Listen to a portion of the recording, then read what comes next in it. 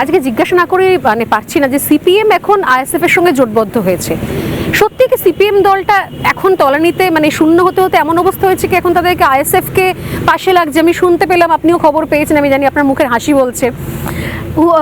মোহাম্মদ সেলিম তিনি ফোন করছেন হুমায়ুন কবিরকে, যদি একটু আলাদা করে মিটিং করা যায়, বসা যায়।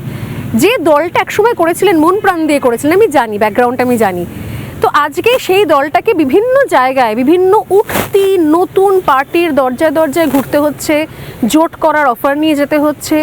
খারাপ লাগে ভেবে যে সিপিএম এই জায়গায় কি করে পৌঁছে গেল। দেখুন, ভারতের মার্ক্সবাদী কমিউনিস্ট পার্টির একটা সময় ওদের আদর্শ নীতি ছিল, কিন্তু বর্তমানে কিছু নেই, ধ্বংস হয়ে গেছে। যে দল নিজেদেরকে কমিউনিস্ট বলে দাবি করে, যে দল নিজেদেরকে কোনো ধর্ম, ওরা সব বলে ধর্ম মানে নাস্তিক, ওরা নাস্তিক হিসেবে নিজেকে তুলে ধরে, কারণ আমি বামপন্থীতে ছিলাম।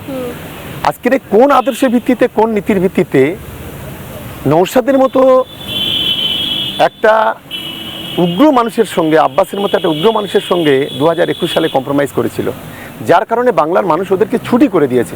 স্বাধীনতার পরেই সর্বপ্রথম ভারতের মার্ক্সবাদী কমিউনিস্ট পার্টির কোনো প্রতিনিধি নেই যে বিধানসভায় প্রতিনিধিত্ব করবে। আর আমি আজকে আপনাকে বলে রাখছি, সবে তো খেলা শুরু হয়েছে।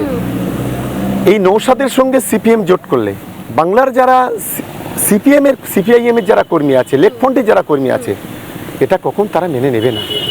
বিশেষ করে ভাঙড়ে এরা মানুষকে কখনো সম্মান দিতে জানে না, যার কারণে মানুষ এদের প্রত্যাখ্যান করবে। আজকের অন ক্যামেরা বলছি, ভাঙড়ের রাজনৈতিক সচেতন মানুষ, সামাজিক সচেতন মানুষ, তারা আগামী দিনে এই সিপিএম এবং আইএসএফ এদেরকে প্রত্যাখ্যান করবে। আবার এখন শুনছি সিপিএম নাকি প্রার্থী দেবে। সিপিএম প্রার্থী দিল কি না দিল, এটা আমাদের কিছু যায় আসে না, আর আমাদের হাসির কোনো কারণও নেই।